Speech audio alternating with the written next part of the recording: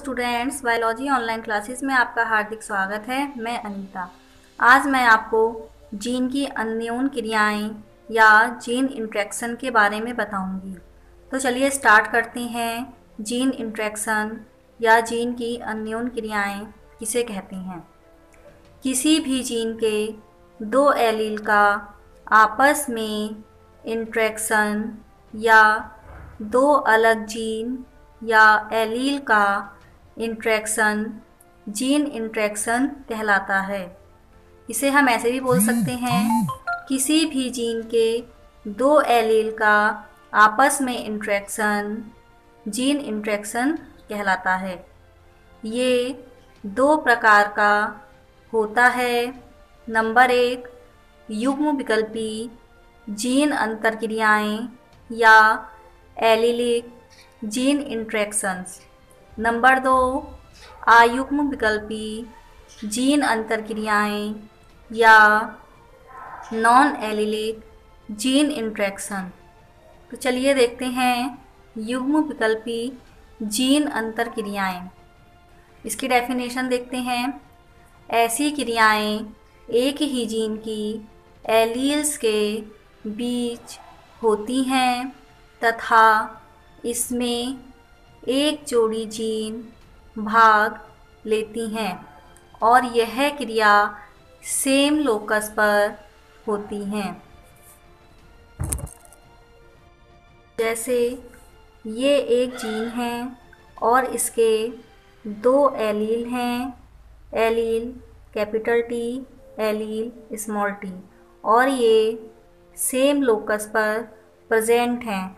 तो जब इन दोनों की आपस में क्रिया होगी तो यह युग्म विकल्पी जीन अंतरक्रिया कहलाएगी।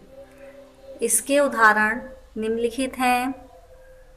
इसका एक उदाहरण अपूर्ण प्रभाविता, दूसरा सहप्रभाविता का है।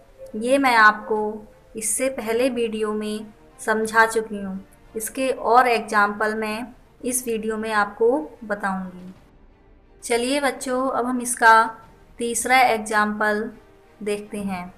घातक जीन या लीथल जीन। ऐसे जीन जो समयुग्मजी अवस्था में या होमोजाइगस स्टेट में आने पर सदस्य को मार देती है, उसे घातक जीन कहते हैं। इस एग्जाम्पल को हम चेकर बोर्ड के द्वारा और अच्छे से समझते हैं। जैसे चूहों में त्वचा का रंग येलो एंड ब्राउन। येलो को हम किससे शो कर रहे हैं? कैपिटल वाई से, और ब्राउन को स्मॉल वाई से। चूहों में येलो कोट कलर की जीन घातक होती है जब यह जीन समयुग्मजी अवस्था में आ जाती है तो सदस्य की भ्रूण अवस्था में ही मृत्यु हो जाती है। अतः चूहों की जनसंख्या में समयुग्मजी पीले कभी नहीं मिल सकते। जब इसमें हेट्रोजाइगस येलो का क्रॉस हेट्रोजाइगस येलो से कराते हैं तो हमें 4 प्रकार के सदस्य प्राप्त होते हैं। Capital Y capital Y, capital Y small Y, capital Y small Y, small Y small Y. लेकिन इसमें जो होमोजाइगस स्टेट है कैपिटल वाई, सदस्य की मृत्यु भ्रूण अवस्था में ही हो जाती है, क्योंकि यह एक होमोजाइगस स्टेट है। घातक जीन क्या करता है? समयुग्मजी अवस्था में यदि कोई भी सदस्य होता है तो वह उसको मार देती है। यही घातक जीन कहलाती है। यदि इसका फिनोटाइप रेशियो देखें तो 2:1 है, लेकिन मेंडलिज्म के अकॉर्डिंग इसका रेशियो 3:1 होना चाहिए। चलिए अब इसका चौथा एग्जाम्पल देखते हैं।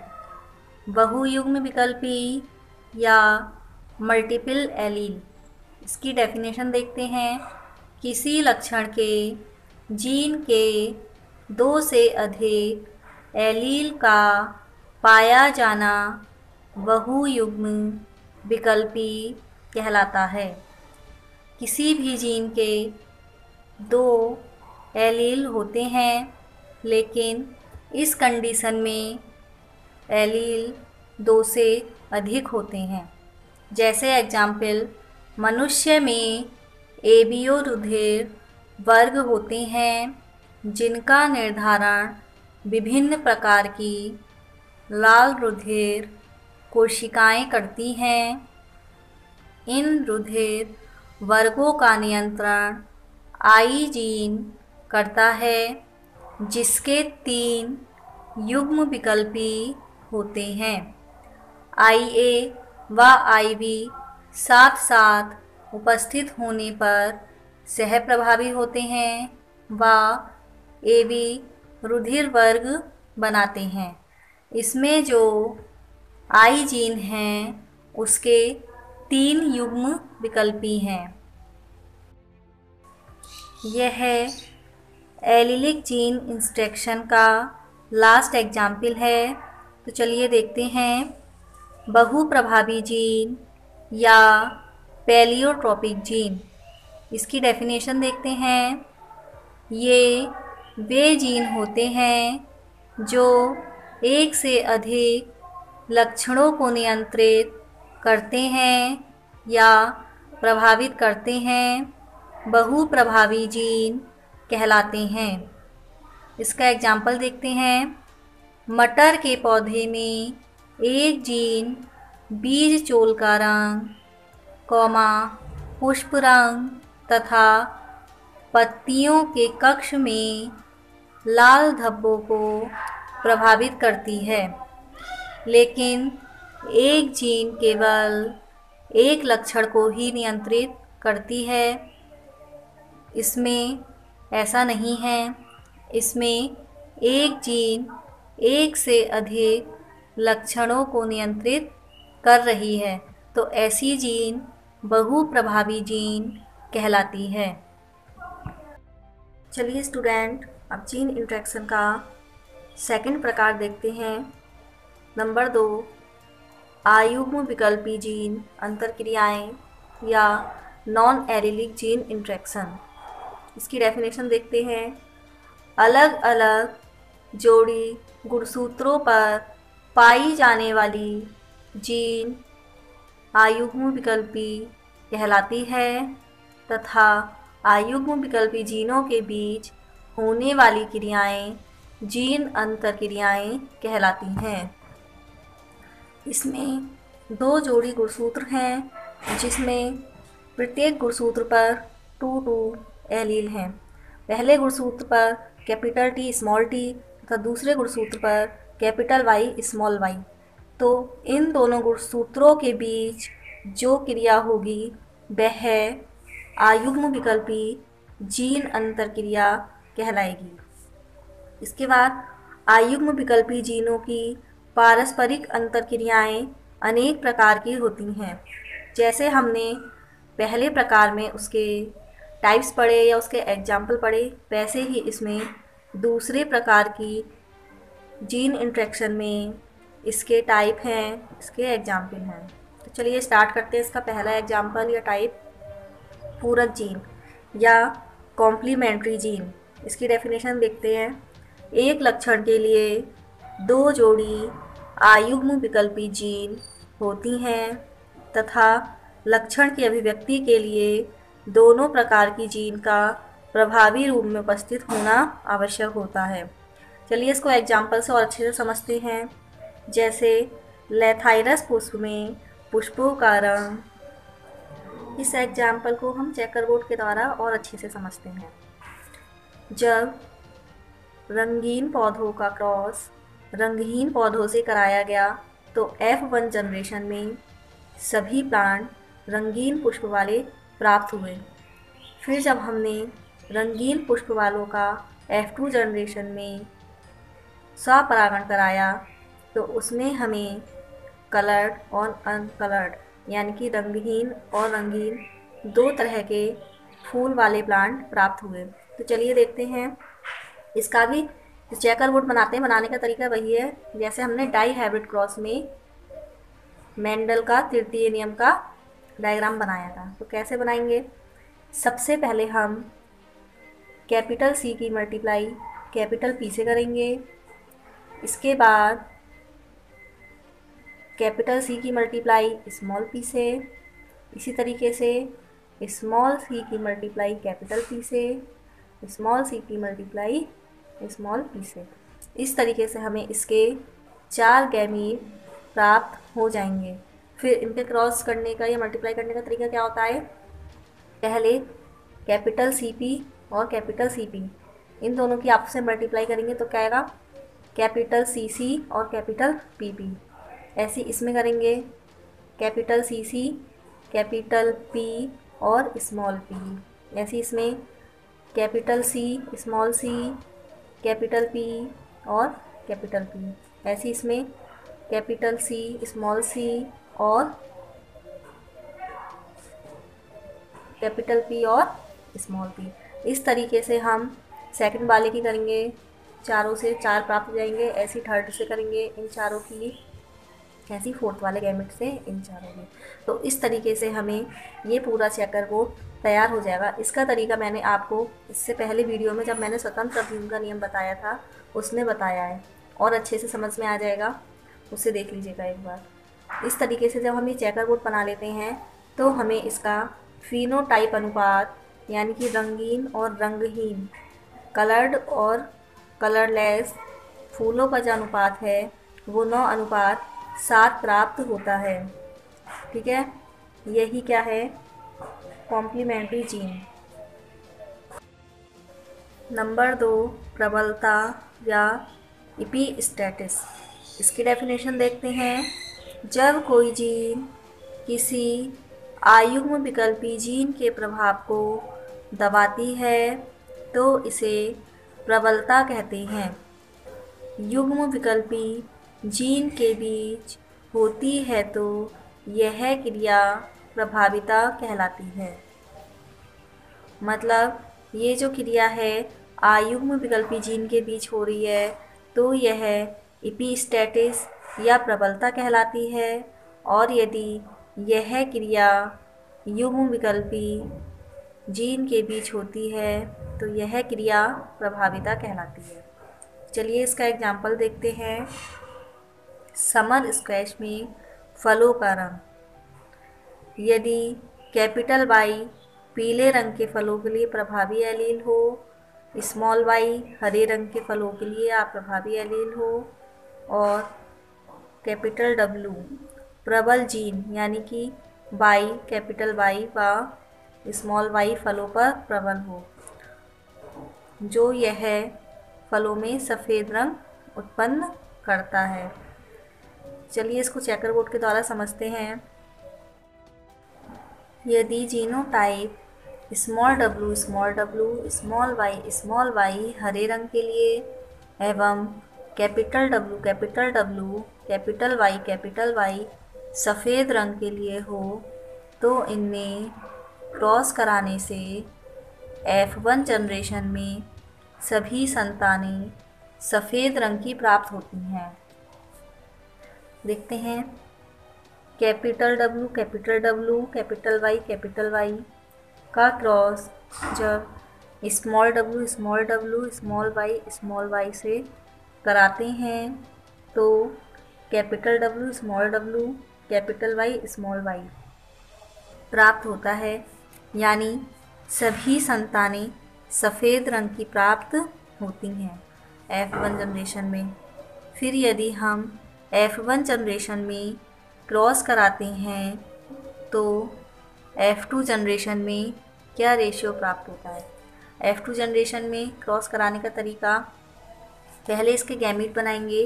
गैमीट बनाने का तरीका क्या है, पहले कैपिटल W की मल्टीप्लाई कैपिटल Y से, फिर कैपिटल W की मल्टीप्लाई स्मॉल y से, फिर स्मॉल y की मल्टीप्लाई कैपिटल Y से, फिर स्मॉल w की मल्टीप्लाई स्मॉल y से कराते हैं। तो इस तरीके से हमें 4 गैमीट प्राप्त हो जाते हैं।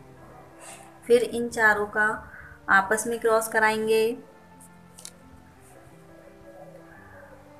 Capital W capital W capital Y। इसमें भी क्रॉस कराने का तरीका वैसे ही जैसे मैंने अभी इससे पहले बताया है, ऐसी capital W capital Y small y, capital W small w capital Y capital W small w capital Y small y, capital W capital capital Y small y, capital W small y small y, capital W small w capital Y small y, capital W small y small y। ऐसी तीसरे का capital W small w capital Y capital Y, capital W small w capital Y small y, small w capital Y capital Y, small w capital Y small y।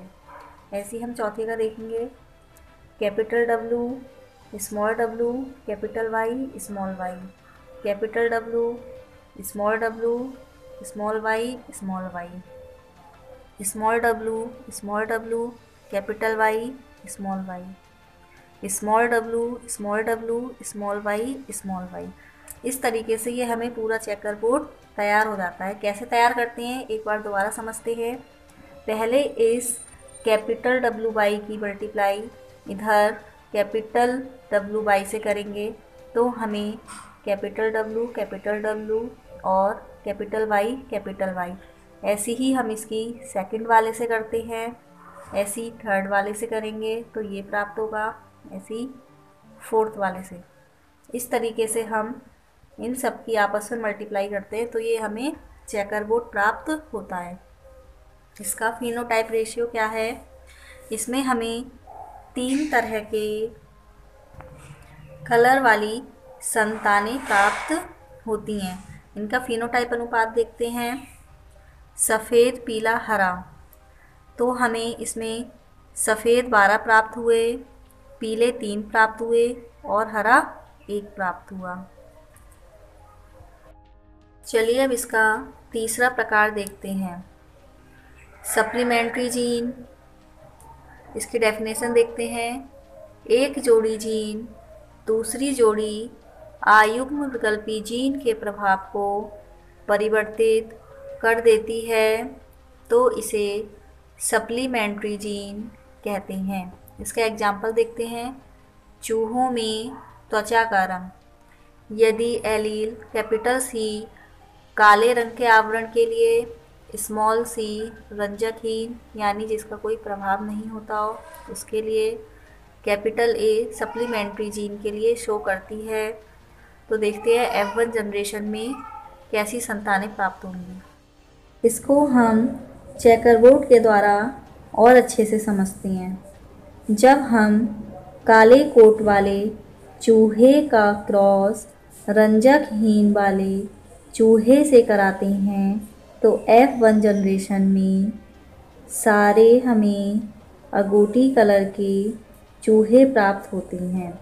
अगोटी colour brown colour, भूरे colour को बोलते हैं। Brown से जो थोड़ा सा dark होता है वो अगोटी कलर कहलाता है। जब हम F1 जनरेशन का क्रॉस कराते हैं तो देखते हैं F2 जनरेशन में इसका रेशियो क्या प्राप्त होता है। इसका बनाने का तरीका वही है जो मैंने इससे पहले आपको चेकर बोर्ड में बताया था। गैमीट कैसे बनाते हैं, capital C small a small c capital A small c small a. इसी तरीके से इधर के गैमीट बना लेंगे। फिर चेकर बोर्ड का क्या तरीका बताया था, सबसे पहले हम पहले गैमीट की पहले वाले गैमीट से मल्टीप्लाई करते हैं, फिर इसी गैमीट की सेकंड वाले गैमीट से मल्टीप्लाई करते हैं, फिर थर्ड से और फिर फोर्थ से। इसी तरीके से हमें ये पूरा चेकर बोर्ड मिल जाता है।